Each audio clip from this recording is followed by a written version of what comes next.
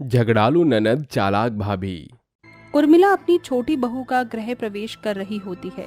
उसे देखकर उर्मिला की बेटी अपनी मन ही मन सोचने लगती है, आ गई मेरे माता पिता की प्रॉपर्टी को हड़पने के लिए एक और। लेकिन कोई बात नहीं, जैसे मैंने बड़ी भाभी का जीना हराम कर रखा है, इस छोटी वाली को तो मैं उंगली पर नचा कर रखूंगी। ऐसा सोचकर वो अपनी मन ही मन खुश होने लगती है। वहीं गृह प्रवेश के बाद उर्मिला संजना को घर के अंदर ले आती है और अपनी बेटी दिव्या से कहती है, दिव्या, जाओ अपनी भाभी को अपने कमरे में ले जाओ। ये आप क्या कह रही हो माँ? मेरे कमरे में आप छोटी भाभी को क्यों भिजवा रही हो? वो तो मेरा कमरा है, उसमें तो मैं रहती हूँ। देखो, तुम्हारे ससुराल से यहाँ आने के बाद हमने तुम्हें कमरा इसलिए दे दिया था क्योंकि तुम लड़की हो और तुम्हारा भाई तुम्हारे लिए बाहर सोफे पर सोया करता था। लेकिन अब उसकी पत्नी आ गई है और उसे कमरे की जरूरत है, इसलिए अब तुम बाहर सोफे पर सो जाना। अरे माँ, ये सब तो ठीक है, लेकिन मेरे कपड़े, मेरा सामान इस समय कहाँ रखूंगी? जब तक कोई इंतजाम नहीं हो जाता तब तक तुम अपने भाई के कमरे में ही अपना सारा सामान और अपनी भाभी की अलमारी में अपने कपड़े रख लेना। दिव्या एक खिसियानी बिल्ली की तरह मन ही मन में खिसियाती रह जाती है। आखिर ये भाभियां आती ही क्यों हैं? जब भी कोई भाभी आती तो नंद की आफत आ जाती है। अब ये छोटी भाभी मेरे कमरे पर कब्जा करके बैठ जाएंगी। सोच क्या रही हो? जाओ अपनी छोटी भाभी को उसके कमरे में ले जाओ। अपनी माँ के कहने पर दिव्या अपनी भाभी को कमरे में ले आती है, जिसके बाद दिव्या बहुत ही ज्यादा अकड़ के अपनी भाभी से कहती है, देखो, इस अलमारी में मेरा सारा सामान है और तुम्हें इसे हाथ लगाने की जरा भी जरूरत नहीं है। और यहाँ मेरे कपड़े हैं, अब तो इसमें इधर नीचे अपने कपड़े रख लेना, लेकिन ऊपर का सामान जरा भी हाथ मत लगाना। और हाँ सुनो, भले ही तुम मेरी भाभी हो, लेकिन अंकित मुझसे छोटा है, इसलिए मैं तुम्हें भाभी नहीं बल्कि तुम्हारे नाम से बुलाऊंगी। ऐसा कहकर दिव्या वहाँ से चली जाती है। उसके जाने के बाद संजना अपने आप से कहती है, अरे वाह, देखो तो सही, मेरी नंद में कितनी अकड़ है। लेकिन कोई बात नहीं, इस अकड़ को तो मैं चुटकियों में तोड़ दूंगी अपनी चालाकी से। शादी के 1-2 दिन बीत जाते हैं और 1 से 2 दिन में ही दिव्या कई बार संजना से लड़ जाती है। संजना, कहाँ हो तुम? क्या तुम्हें ये टेबल की हालत दिखाई नहीं दे रही है? हे भगवान, खाना खाने के बाद ये टेबल कभी साफ करती हो या नहीं? यहाँ देखो, इस विषय पर कितनी धूल मिट्टी जमी है, इसे कौन साफ करेगा? पड़ोसी आकर साफ करेंगे क्या? तभी वहाँ पर संजना को अपनी सास आते हुए नजर आ जाती है, जिसके चलते संजना बड़ी ही चालाकी से कहती है, मैंने कपड़े धोए, घर की साफ सफाई की, सबके लिए खाना भी बनाया और तो और मैंने सबके जूठे बर्तन भी धोए थे। मुझे एक टेबल साफ करने के लिए डांट रही हो? कोई बात नहीं, मैं इसे भी साफ कर दूंगी। तभी वहाँ पर उर्मिला आकर दिव्या से कहने लगती है, बेटी, तुम्हारी भाभी ने जब इतने सारे काम किए हैं तो एक काम तुम भी कर सकती हो। एक काम करो, ये लो कपड़ा और ये रहा कॉलिंग, इससे अच्छे से टेबल साफ कर देना। चलो बहू, तुम जाकर थोड़ी देर अपने कमरे में आराम कर लो। उर्मिला की ये बात सुनते ही संजना अपने कमरे में खुशी खुशी आराम करने के लिए चली जाती है। वहीं बेचारी दिव्या अपनी छोटी भाभी की चालाकी देखती रह जाती है।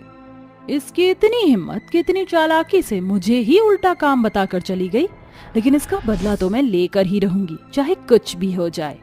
दिव्या उस दिन के बाद से मौका ढूंढने लगती है। एक दिन संजना रसोई में सबके लिए खाना बना रही होती है। तभी वहाँ दिव्या उसके पास आती है और कहती है, प्यारी छोटी भाभी सबके लिए खाना बना रही है? अरे वाह, ये तो बहुत अच्छी बात है। वैसे मुझे आज खाने में आलू के पराठे खाने हैं, तो मेरे लिए आलू के पराठे ही बनाना। मेरी प्यारी नंद जी, जो तुम चाहोगी वही बनाऊंगी, तुम चिंता क्यों करती हो? दिव्या संजना की बात सुनकर थोड़ी देर हैरान रह जाती है। बड़ी अजीब बात है, आज मेरी भाभी को मुझ पर बहुत ज्यादा प्यार आ रहा है, लेकिन इस प्यार को भी मैं झगड़े में आराम से बदल दूंगी। अब देखो आगे आगे क्या होता है। दिव्या ऐसा सोच रही होती है। क्या हुआ झगड़ालू नंद, अपने मन ही मन क्या मुस्कुरा रही हो? कुछ नहीं, चलो आप मेरे लिए पराठे बनाओ, मैं इंतजार करती हूँ। दिव्या वहाँ से चली जाती है। संजना उसके जाने के बाद आराम से खाना बनाती रहती है। जैसे ही संजना थोड़ी देर के लिए किचन से यहाँ वहाँ होती है, दिव्या मौका देखते ही अपने पराठे में लाल पिसी हुई मिर्च भर भर के डाल देती है। अब आएगा असली मजा। मेरी प्यारी छोटी भाभी यहाँ पर फंस गई। अब मैं सबको रोकर दिखाऊंगी और वो सबकी डांट सुनेगी। ऐसा कहकर दिव्या वहाँ से चली जाती है कुछ ही देर बाद संजना वापस रसोई में आती है और सबका खाना खाने की टेबल पर रख देती है, जिसके बाद वो सभी को बुलाती है। माँ जी बैठिए यहाँ पर, आप और बाबूजी आप भी यहाँ बैठिए। लगता है आज हमारी प्यारी बहू ने हमारे लिए बहुत अच्छा कुछ बनाया है। प्रवीण इतना कहता ही है कि उसकी बड़ी बहू मायके से वापस लौट आती है। अरे वाह जेठानी जी, आप भी आ गई, आपका ही तो इंतजार था। आइए इस टेबल पर आकर बैठिए। बहुत बहुत शुक्रिया संजना, लगता है आज तुमने मेरी पसंद का भी खाना बनाया है। तुम हम सबका कितना ख्याल रखती हो। इसको तो लड़ झगड़ कर मैंने इसकी मायके भेज दिया था, फिर ये वापस कैसे आ गई? और यहाँ इस बड़ी भाभी के लिए कोई कुछ कह नहीं रहा। चलो कोई बात नहीं, इनके यहाँ आने का कोई फायदा नहीं। आज छोटी जा रही है तो कल को बड़ी भी चली जाएगी और फिर इस घर पर सिर्फ मेरा ही हक होगा। अरे क्या बात है, तुमने तो मेरी पसंद के कोफ्ते भी बनाए हैं, बहुत स्वादिष्ट लग रहे हैं। अब आप सभी अपना खाना खाना शुरू कर दीजिए, मैंने आप सभी के लिए बहुत प्यार से बनाया है ये सब। संजना के कहने पर उसकी ससुराल के सभी लोग उसकी पसंद का खाना खाने लगते हैं, लेकिन जैसे ही दिव्या पहला निवाला तोड़ती है, वो उसे खाने से पहले ही मिर्ची के मारे जोर जोर से चिल्लाने लगती है। हाय राम, तौबा तौबा तौबा, कितनी सारी मिर्ची डाली है। अरे भाभी, मुझे मारना चाहती हो क्या? मैं तो पहले से ही जानती हूँ आपको मैं इस घर में पसंद नहीं हूँ, लेकिन इसका मतलब ये तो नहीं कि आप मेरे खाने में इतनी मिर्ची डाल कर रखोगी। तुम्हारे पराठे में मिर्ची है? अच्छा ऐसी बात है क्या? रुको, तुम्हारे पराठे का निवाला हर कोई खाएगा, उसकी बात बताएगा कि इसमें मिर्ची है या नहीं। मेरे साथ साथ मेरे परिवार को भी मारना चाहती हो क्या?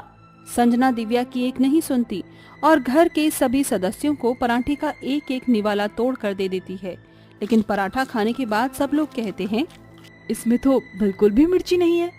अरे दिव्या, तुम्हारी मति भ्रष्ट हो गई है क्या? हर बात पर बिना मतलब के ही झगड़ा करना तुम्हारी आदत बन गई है। जैसे तुमने मुझसे झगड़े किए और मुझे इस घर से मेरे मायके भिजवा दिया, वैसे ही तुम अब छोटी बहू को भी भिजवाना चाहती हो। सबकी बातें सुनते ही दिव्या पराठा खा कर देखती है, उसमें जरा भी मिर्च नहीं होती। अरे ऐसा कैसे हो सकता है? मैंने तो उसमें भर भर के मिर्ची डाली थी। अच्छा ये सब तो ठीक है, लेकिन मैं आप सभी को आज कुछ दिखाना चाहती हूँ। दिव्या के अपने पराठे में ही मिर्च डालते हुए संजना ने पहले ही एक वीडियो बना लिया था, जो वो अपने पूरे परिवार को दिखाती है। मेरी प्यारी नंद जी, हमेशा मुझसे लड़ाई, लेकिन तुम्हें नहीं पता कि मैं भी बहुत चालाक हूँ। आज मैंने तुम्हारी गलती रंगे हाथ पकड़ी है। अपनी सच्चाई सबके सामने आते हुए दिव्या को अपनी गलती का अफसोस होता है। हाँ भाभी, आपने सही कहा, ये सब मेरी ही गलती है। मैं ही आप दोनों के ऊपर बहुत अत्याचार करती रही, लेकिन आज के बाद मैं आपसे कभी नहीं झगड़ूंगी और मैं अब यहाँ और नहीं रहूंगी, मैं अपने ससुराल चली जाऊंगी। दिव्या अपनी गलती का पछतावा करके अपनी दोनों भाभियों से माफी मांगती है और अपनी ससुराल चली जाती है। उसके जाने के बाद उसकी दोनों भाभियां खुशी खुशी अपने घर में रहने लगती हैं। ये कहानी है गरीब गोमती और उसकी 3 बेटियों पूजा, हिमानी और काजल की, जो किशनगंज गांव में रहा करती थी। गोमती की तीनों बेटियां अलग अलग शक्तियों से भरी हुई थीं। जैसे काजल के कान बहुत ही बड़े थे, इसीलिए उससे कोसों दूर की बातें भी आसानी से साफ सुन लेने की शक्ति थी। वहीं पूजा का मुंह स्वादिष्ट खाने बरसाने की शक्ति से भरा था। साथ ही उसमें ये भी शक्ति थी कि वो समुद्र के सोतों को भी पी जाए। वहीं हिमानी के हाथों में बड़े बड़े पहाड़ उठाने की शक्ति थी। साथ ही वो अपने हाथ लंबे भी कर सकती थी। पूजा, काजल, हिमानी, जरा यहाँ आओ। जी माँ, आपने बुलाया? बेटी, घर में बनाने को एक भी दाना नहीं है, राशन के डिब्बे चुच्छे पड़े हैं। मैं राशन लेने बनिया के पास जा रही हूँ, तुम अंदर से दरवाजा बंद कर लो। मगर माँ, जब भगवान ने मेरे मुंह को स्वादिष्ट खाना देने की शक्ति से भरा हुआ है, तो फिर तुम्हें उस बनिए से राशन उधार बाकी लेने की क्या जरूरत है? हाँ माँ, जब आपकी तीनों बेटियां तिलिस्मी शक्तियों से भरी हुई हैं, फिर आप क्यों हमें हमारी शक्तियों का इस्तेमाल नहीं करने देती? क्योंकि इस राज को राज रखने में ही भलाई है मेरी बच्चियों। ये गांव नहीं समझेगा कि तुम्हारे अंदर जादुई शक्तियां हैं, बल्कि समाज तुम्हें डायन पिशाचन समझकर पथराव करके मार डालेगा। और मैं अपनी बेटी को किसी भी कीमत में खोना नहीं चाहती, क्योंकि तुम्हारी गरीब माँ ने तुम्हें अपने खून से सींचा है और 9 महीने गर्भ में ढोया है। इसलिए तुम्हारे जादू को राज रखने में ही तुम्हारी जिंदगी है। ऐसा कहकर गोमती अपनी तीनों बेटियों को गले लगाकर बिलक बिलक कर रोने लगती है। इसी तरह समय ढलता है। एक दिन तीनों बहनें पानी भरने के लिए गांव की नदी पर आती हैं, जहां गांव के मछुआरे गोपी और बिरजू नाव में बैठे पानी में जाला डाले हुए थे। अरे ओ बिरजू, सवेरे से नदी के किनारे पर जाला डाले बैठे हैं, ससुरा कछु भी हाथ नहीं आया। अगर मछलियां नहीं मिली हैं तो बाजार में का घुइयां बेची हैं। अरे तो का करे, मछलियों के चक्कर में माहुर खा के मर जाएं। दोनों मछुआरे आपस में झगड़ने लगते हैं। तभी नदी के गोते में उठ रही मछलियों की आवाज से काजल के जादुई कान हाथी के कान जितने बड़े हो जाते हैं। गोपी भैया, बिरजू भैया, वो नदी की गहराई में जाओ, वहाँ ढेर सारी मछलियाँ हैं। दोनों मछुआरे नाव को नदी के बीच की गहराई में ले जाकर पानी में जाला डालते हैं, जो मछलियों से खचाखच भरकर जाला फटने को हो जाता है। फिर दोनों मछलियों से भरी हुई नाव को नदी से बाहर लाने लगते हैं। अरे बिरजुआ, ये नाव तो बढ़ ही नहीं रही है, बल्कि पानी के उफान से पीछे सरक रही है। अब क्या करें? ठहरो भैया, मैं मदद करती हूँ। ऐसा कहते हुए हिमानी अपनी जुबान से कुछ शब्द गुनगुनाती है, जिसके बाद उसके हाथ बहुत लंबे होकर नदी में फंसी नाव को बाहर लाते हैं और हिमानी का जादू देखकर डर के मारे गोपी और बिरजू का चेहरा पीला पड़ जाता है और उनके दांत बजने लगते हैं और वो एक ही शब्द बड़बड़ाते हुए गांव के सरपंच के घर की ओर दौड़ लगाते हैं। चुड़ैल, चुड़ैल, भाग गोपी भाग। बिरजू और गोपी सरपंच को नदी पर घटी घटना बताते हैं। कुछ ही देर में ये बात आग की तरह गांव में हर घर में फैल जाती है और फिर गोमती और उसकी तीनों जादुई बेटियां सरपंच के पास आती हैं। गांव वालों, अब तुम ही बताओ, इनका क्या फैसला किया जाए?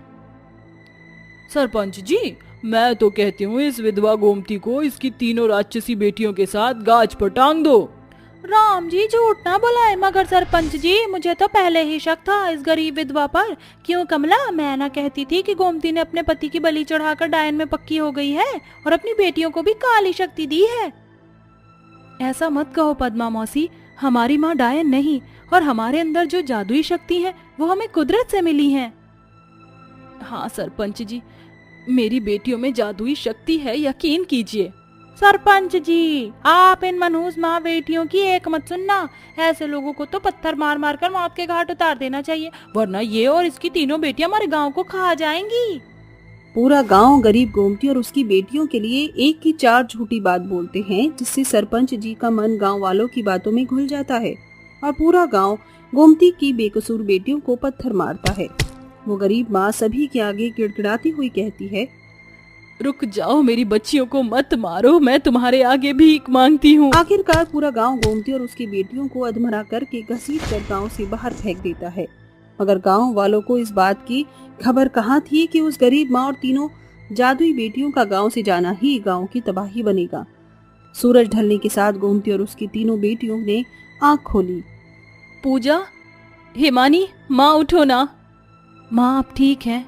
हाँ मेरी बच्ची, मैं ठीक हूँ, मगर अब हम जाएंगे कहाँ? ये अंधविश्वासी अत्याचारी गांव वाले हमें गांव में घुसने नहीं देंगे। माँ चिंता मत करो, हमें इस गांव की मिट्टी से दूर जाकर कहीं रहना पड़ेगा। गांव में बहने वाली नदी पार जो पहाड़ है, अब हम वहीं रहेंगे। तीनों जादुई बिटिया अपनी माँ को लेकर पहाड़ी पर आती हैं। मेरी बेटियों, यहाँ तो पहाड़ ही पहाड़ हैं, यहाँ हम कैसे रहेंगे? बस देखते जाओ माँ। मेरे जादुई लंबे हाथ, इस जगह को साफ कर दो।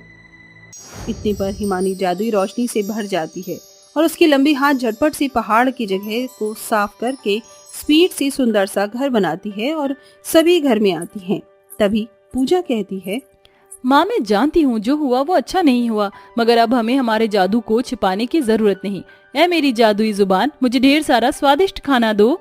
इतना कहते ही पूजा सर से लेकर पैर तक जादू से भर जाती है और उसका चेहरा बड़ी चमक से खिल जाता है और उसके मुंह से स्वादिष्ट खाने से खचाखच भरी थालियां निकलती हैं, जिसे सभी साथ मिलकर खाते हैं।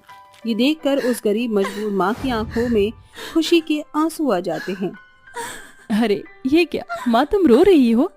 खुशी के आंसू हैं बेटी, क्योंकि आज मुझे गरीब माँ के लिए बड़ा दिन है। मेरी बेटियाँ अपने जादू को छिपाने के लिए मोहताज जो नहीं रही। इस तरह गोमती का हर दिन उसकी जादुई बेटियों के साथ खुशी से बीत रहा था। मगर उस रोज गांव में जैसे तबाही के बादल घिर आए। तभी जैसे ही नदी में तूफानी लहरें उठी तो उसका शब्द सुनाई देते ही काजल के जादुई कान खड़े हो गए। माँ, पूजा, हिमानी, जरूर किसी समुद्र में सुनामी उठा है जिसका असर हमारे गांव की नदी में सौंजे रूप से पड़ रहा है। हमें लोगों को बचाना होगा। फिर गोमती और उसकी तीनों जादुई बेटियों ने बिना वक्त गवाए गांव में कदम रखा और पूजा ने अपनी जादुई जुबान से शोर मचाना शुरू किया। अपने अपने घर से बाहर आ जाओ, गांव में भूकंप आया है। इससे पहले कि घर ढह जाए, अपनी जान बचाओ। पूजा की जादुई जुबान से निकल रही तेज आवाज में भरा तीखापन सभी के कानों में पड़ा। तभी घर हिलने लगे और सभी घर से बाहर निकल आए। सभी डर से थर-थर कांप रहे थे। ए भगवान, ये सब क्या हो रहा है? सरपंच जी, कछु कीजिए। इन तूफान और बाढ़ को रोकना मेरे बस में नहीं है भाई।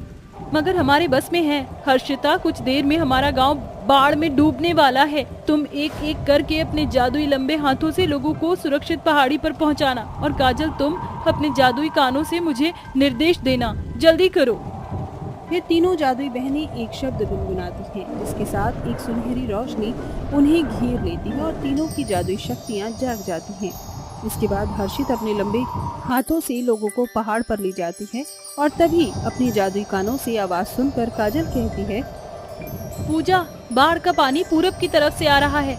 वो अभी काफी दूर है, तुम तैयार हो? अगले ही पल बाढ़ का पानी गांव में भरने लगता है और पूजा जादुई मुंह से सारा पानी पी जाती है। पूरा गांव अपनी आंखों से ये नजारा देखता है। आखिरकार तूफान थम जाता है और पूरे गांव का सर शर्म से गड़ा हुआ था। तभी सरपंच ने कहा, बेटियों, मुझे माफ कर देना। मैंने गांव के तबके की बातें सुनकर तुम पर जुल्म ढाए, फिर भी तुमने आज इस नगर को नाश होने से बचाया है। अब तुम यहीं रहोगी। ये सुनकर गोमती और उसकी तीनों जादुई बेटियां खुशी से भर जाती हैं। उन्हें इज्जत के साथ गांव में रहने दिया जाता है और आज गांव के हर घर में उस गरीब माँ की जादुई बेटियों की बहादुरी की चर्चाएं चल रही हैं।